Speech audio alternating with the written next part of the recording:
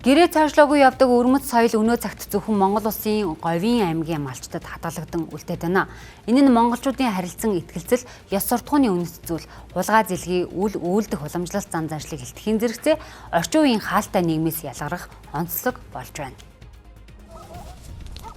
1242 онд Гуюг хаанд бараалхахаар ирсэн Ромын папын элч Плана Карфино тэмдэглэлдээ монголчууд тэрүүл маргаа өдөөх нь ховор хоорондоо зодолдож дайтдаггүй, хулгай дээрэм хийдэггүй тул гэр байрандаа цоож цуурах хэрэгэлдэггүй байсан талаар бичиж үлдээжээ. Зохиолч Аяр цаан уг тэмдэглэлийг Монгол хэн цуврал номдоо иш татан оруулж монголчуудын уг мөн чанар, ёс суртахууны онцлогийг сануулсан байдаг. Тэгвэл ийм харилцан итгэлцэл, ёс заншил тулгуурсан амьдралын хэв маяг өнөөдөр дундгой Өмнөгов аймгийн зарим сумдын малчтын дунд хадгалагдсаар байна. Орон гэрээ цоожлохгүй ай саахалтан чөлөөтэй орж гардаг энэ соёл нь нүүдэлчдийн уламжлалт үнэт зүйлс өнөө хүртэл алдагдаагүй гэлтэгнэ. Шигшиг дарсан тоондоо утаа зуусан хадагта ширмэн тойруулганда азийн дөрвөн бэрхтээ давхиад очиход цоожгүй айл малчин танах дайнд ганцхан цуурахгүй сэтгэл малчин таныхаа гэж 1989 онд цэндийн чимэд орж байгаа малчин гэж шүлэг болор цомын шагнал авч ирсэн. Тэгээ яг тухайн шүлгийн ерөөсөө биелэл бол энэ Дундгой аймгийн малчтын ерөөсөө гэр орон байдаг юм байна. За малчд бол явахдаа гэр арамаа цоожлохгүй ингээд явцдаг. За энэ нь бол юу хэлж байгааг гингүүт монголчууд за хулгай зэлгийн хийдэггүй.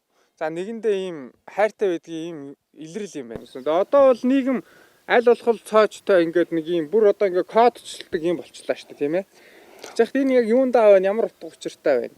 За сайхан сэтгэл байх шиг байна. Ерөөсөө нутаг оронд манай энэ нутаг орондын хулгай зэлгээ гэж ийм юм байхгүй юм доо. Тэгээд гэр орныг нэг чойжлоос үйд болоод чой зүгүүд явахгүй юм эднэр.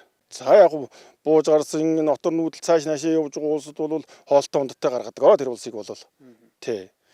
Тэгээд яг өөрсний ойр дотны энэ хавь байгаа улсууд бол нөгөө чойжгүй болохоор орж гараад өөрснөө нөгөө эднийх тийм гэдгийг мэдж байгаа юм чинь орж гарчаал яваад өгдөг тийм хөө байдаг.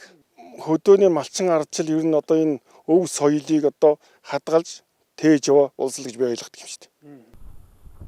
Малчид гэрээсээ гарахдаа даарж хөрсөн өлсөж ядарсан явуулын хүн орж тэнхрээд явах хэмээн гэрээ төгжилгүй орхидог байна. Ангасан хүн унлаад явах ийм заншил нээлттэй хаалгатай айл өрх дэлхийн хаанч байхгүй ховор гэдгийг тэд онцолж байлаа. Тухайлбал улсын авраг малчин Мөнх Батын дөнгөрсөн жил шуурган дуруудсан малаа хөөсөн нэгэн иргэн эзэнгүй гэрт нь орж амь оргоцсон тохиолдол гарчээ. Мөн говийн бусад хулгай зэлгээ бараг гардаггүй энэхүү хүмүүс бие биедээ итгэдэг тустай дэмтэй явдаг хүнлэг сайхан зангаа хадгалж явах учиртайгч говийн малчид ярьлаа.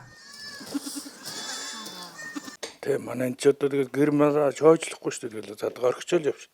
Угаасаа нэг сурцсан болохоор ч тэгээд болдгоо юм лээ л дээ. Тэгээд чойжлоод ч яг нэг хүн амтын ирээд хөнгөө бол тэгээд хүн манай нутгийн хөнгөө бол тэгээд ирчгэл яваад өгдөг шүү дээ. Ер манайхан ч ялгаагүй бас чойжлохгүй ч тэгэл орхичоол яваад.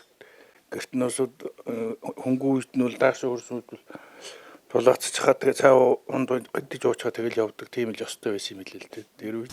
Япон улсын хөгжлийн гол хүчин зүйл нь иргэдийнх нь ёс зүй, ёс суртахуунтай шууд холбоотой гэж үздэг. Үүнтэй адил монголчууд ч өөрсдийн үндсэн мөн чанараа ухамсарлаж чадвал ёс зүй сахилга хариуцлагын хувьд дутхгүй цаашлаад илүү хөгжих боломжтойг судлаачид онцолж байна. Түүхэн их сурвалжуудаас харахад монголчууд цаг баримтлахыг чухалчилдаг, хэлсэндээ хүрдэг, андгаа тангарахтаа үнэнч байхыг эрхмэлдэг ард түмэн байжээ. Ийм үнэт зүйлсийг сэргээн хадгалах нь нийгмийн хөгжлийн чухал суурь юм а.